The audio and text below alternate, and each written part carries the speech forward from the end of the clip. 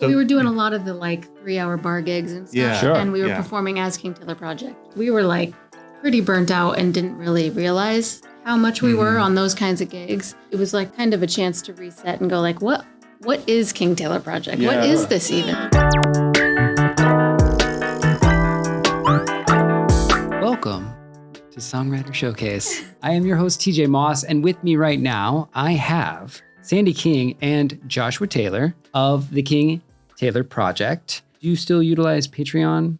Yes. Okay, let's talk a little bit about that. Is that kind of a way to sort of make up for some of that? A little bit, yeah. Okay. It was King Taylor Project Patreon, and now we called it King Taylor Productions because we are so involved in so many of the things, like our individual stuff. And then also, I do a lot of, as Johnny was saying before this, I help a lot of people doing videos and graphics and all that stuff. And all of it is still creative. So it's still part of me being able to create. And we kind of want to put all of it together. But as far as Patreon being something that it's been really slow growing because it's hard to, know exactly how to tell people about it a lot of the time. It's hard to go here's this thing, you got to subscribe, and it's difficult. We've also always sort of struggled with being content creators. Sure. It's never been natural for us. I'm venturing wholeheartedly into content creation on any kind of regular schedule, which you kind of need. Yeah. Of course, it's a whole other workflow. And it's been hard for us to figure out a way to work that in that felt organic or made sense. So with Patreon, what's nice about it is for us, it wasn't so much here's a thing, and then boom, we've got all this content and a big following. It was more it's nice to have an audience to turn to. It's grounding in a way. It's sort of at least we're always talking to somebody. It doesn't feel like we're yelling into the void. Yeah. So that's kind of what it does for us as much as anything. Yeah. We put our demos and stuff on there, and it makes things feel a little real when sometimes your only gut check is maybe you text a friend a voice memo. Is this song a thing? Right. You put it on Patreon, and then you get some of that too. So that's kind of, it's nice for that reason. Cool. I mean, our patrons are great. A lot of them have been with us since the beginning. We've had it since 2015. Yeah. And it's just you were very early growing. in on if I recall. Yeah. Yeah. It's one of the avenues that we've been able to utilize to replace some of the other money gigs that we were doing. But a lot of that is just kind of replaced it with other things that fit more into our idea of what it is to be a musician right now, instead of showing up and setting up nothing against us at all. We loved our time doing that, but showing up and setting up your PA and then it's a grind. Singing cover songs for 3 hours, it's hard. It's a lot. It's hard work too. Hard work. Yeah. So I mean, everybody out there doing that, 100% respect. It's hard. It's a hard job. It is. It's really nice it's refreshing that you saw that in yourself enough to be how else can we make this work? Yeah. And there's other ways. There's countless ways. Creative. You're creative. You are a creative. So get creative and just make it work. Mm-hmm. Yeah. Okay. Well, tell us a little bit about your Joshua Taylor,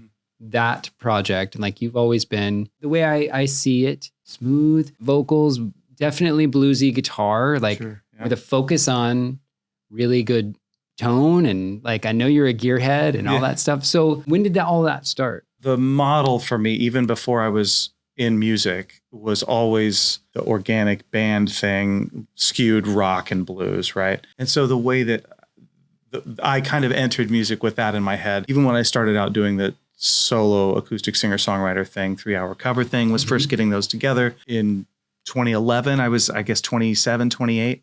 So I was late to gigging, mostly solo acoustic for the first 2 or 3 years. I always had my eye on putting a band together. Yeah. And then I started doing that pretty quickly. For me, for what I want to do and how I like music and how I listen to it, one of the best things about getting a band together that early is you learn so much from the people around you.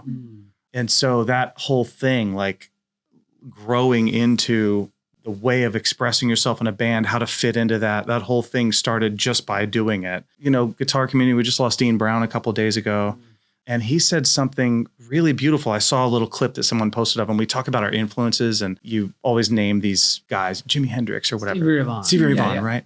And what he said that I thought was very, very true is that our biggest influence really, when it comes down to it, are the people that we play with. that for me also is part of what King Taylor Project was and is and still remains, is a collective of people. It's really about the personalities from the core as a human all the way outward through their expression as songwriters and musicians, and how that whole spirit, energy, ethos even, I really think even your ethos comes out in how you play in some ways. It may not be obvious, I don't want to be too on the nose about it, but I really do think that the things that you choose to play and the way that you choose to express them, what you prioritize, that all comes from the people that you're lucky enough to be surrounded by. So anyway, I don't know if that answered. Well said. Yeah. And that changes. It does, totally. And especially with this project, it seems like the cast of characters. Yeah. Comes and goes, right? Yeah. Comes back. And comes back, and, that's beautiful. Yeah. Okay, so your solo albums, though. When did you release your first solo album? My first album came out in 2015. Okay. And like all first albums, it's like you've had your whole life to write it. Yeah. So it was just a pile of songs. And really, I was going on tour with supporting 22 Kings and needed to have a record to hawk. So I was like, let's get in there and cut it. So it was called About Time and released that. And it was very like, just have it. We did our album release at Sycamore Den. It was just kind of like, figure it out, have an album in the world, hand it out to people. Yeah. And then Unseen, we actually cut it in 2021. We started basics, and then we had some like vocals and a few overdubs and things throughout early 2022, and then released that in 2022. That's a much more mature record for sure. It was a long gap. It's like 7 years, but that's 7 years of playing in other people's bands and being influenced by it. So that one is almost like a second debut for me, because it feels like a fully realized musically. Yeah. And it's celebrated locally. Yeah. SDMAs, nominations, and 2 wins. 2 wins. Yeah. Come on, man. Yeah. You don't get that by accident. What was it? Best? A best pop album. Okay. And then Cars Don't Run Forever got best rock or indie alternative song. Amazing. And that, again, man, I mean, as you know, that's the whole team makes it, because you have a song that in your living room, you think, oh, cool, I think I've got something here. And then you bring it to this group of people that you trust to take care of your song. And suddenly it's a real song. Yeah. And then Jeff Berkeley produced, of course, and he's brilliant. So that to me was a really beautiful recognition of a whole chain of events fed by a whole community of people. And the joy of making that album really came through. And so that joy obviously came through, because it was, it was chosen, it was selected. Thanks, man. Congrats. Yeah. I'm as proud of the community around it as anything else. That's really, Well, y'all are busy. Tell us what's coming up.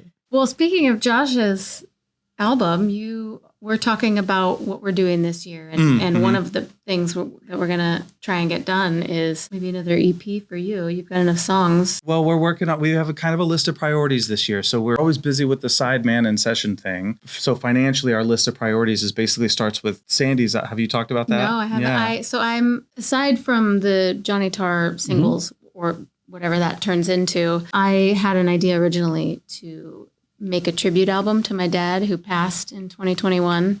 And he was a trumpet player, and that's the reason I have music so like deep in my soul. Wonderful. And I grew up singing jazz music with him, and he would play around. He's played with Whitney. He used to play around all in San Diego when he was living here. But I grew up just singing in whatever big band or jazz band he was in. Wow. So I decided, it's been a couple years, and I'm kind of mentally in a place where I can handle tackling that, I mean, who knows, when I get in the studio, we'll see how many days I need to just cry. But but I picked a bunch of songs that either we got to do together or make me think of him, or something I got into because of him. But they're all pretty traditional jazz standards. And I'm taking them to the King Taylor Project guys, the band, and we are kind of reimagining them and reharmonizing, restructuring, making them a little more our style. And that, speaking of collaboration, is so much a collaboration. Like, I had this idea, but 100% this album is going to be like the entire band is contributing to making it what it's going to be. So we have studio dates in May with Jeff Berkeley.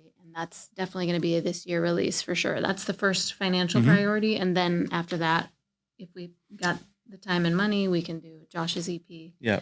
And then the third priority is the KTP singles. We got a couple more that we've got in the works that we really want to work on. So there's hopefully, it's all about if we have time and money. Time and money. That's all how it always works comes out. down to. It's I would what love it to get comes down all to with that every out. artist. We're always like, I've got all these songs, but they're so expensive. Yeah. That's a beautiful story. It's what a wonderful tribute. Yeah.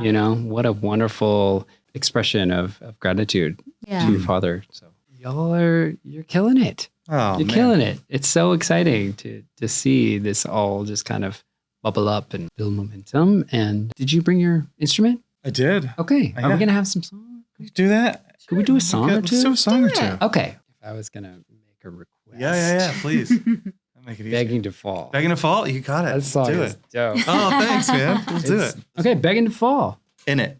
In it. In it. In it. In it.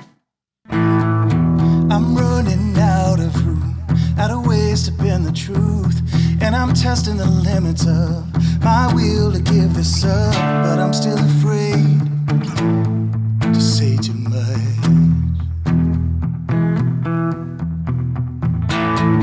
Need you here while I sort me out, so I'll keep you in the dark for now. Get the courage up to say goodbye. Ain't it brave the way I lie to you?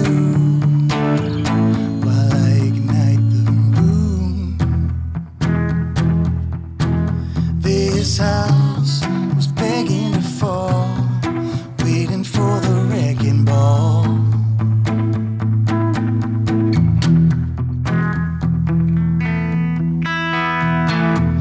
Now we stand on open ground, while you wonder why I tore it down. And I'm trying to explain myself, wishing I was somewhere else, far from here. I've been wishing that for years. This house was begging to fall, waiting for the wrecking ball. I got no ground left to break, got no foundation to lay into. I got some building to do. I never wanted to make a love to leave it. I never meant to pretend my way through you, but nobody told me I'd really have to mean it to believe it too.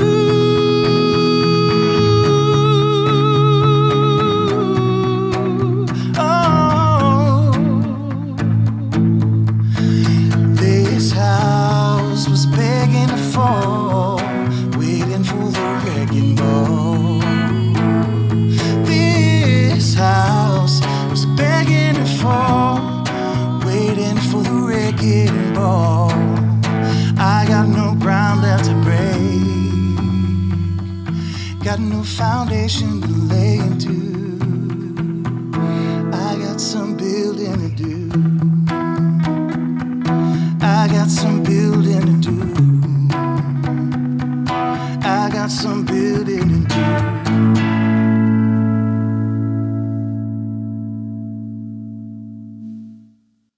Damn. That's a great song, dude. That's Thanks, a great man. song. That's very, very, very good. That feels good in my body. Yeah. Hear that.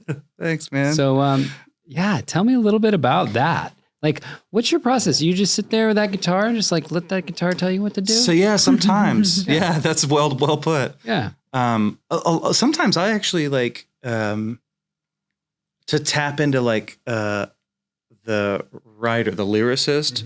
I need to put the instrument down. Yeah. So a lot of times I get in like these cycles, these songwriting seasons.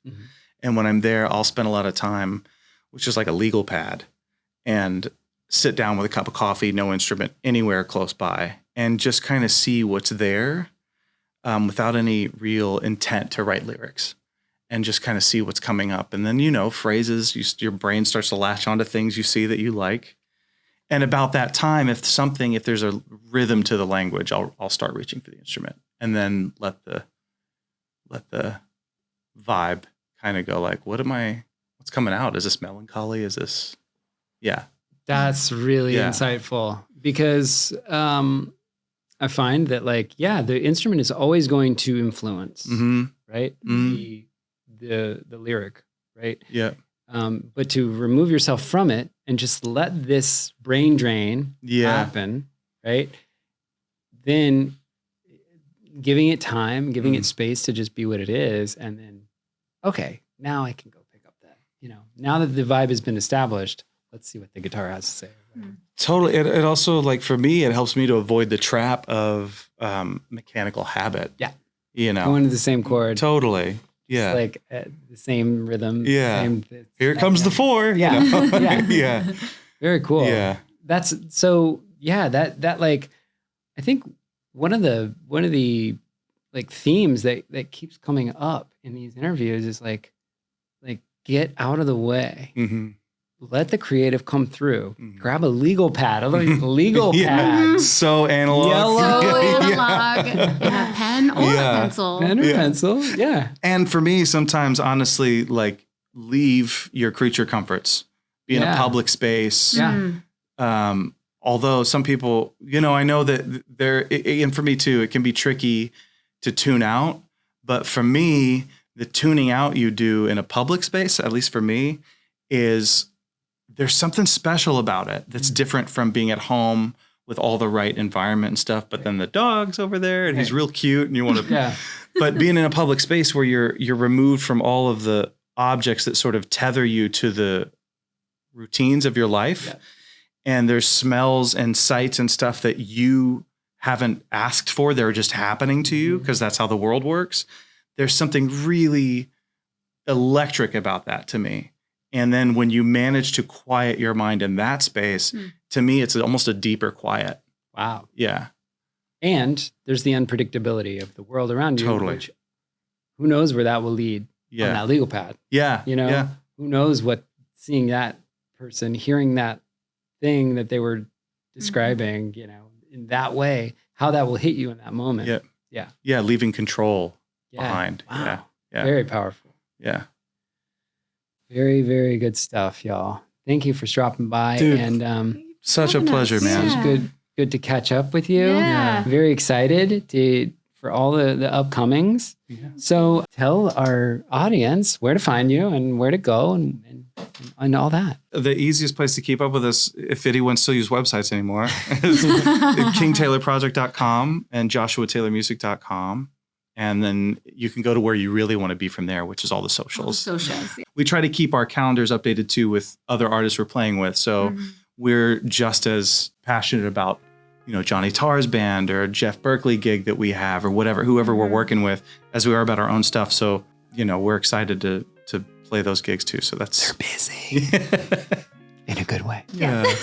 Keep it up, y'all. Thanks, man. Thanks for dropping by. Thanks very much. All right. We'll see you next time. Cheers.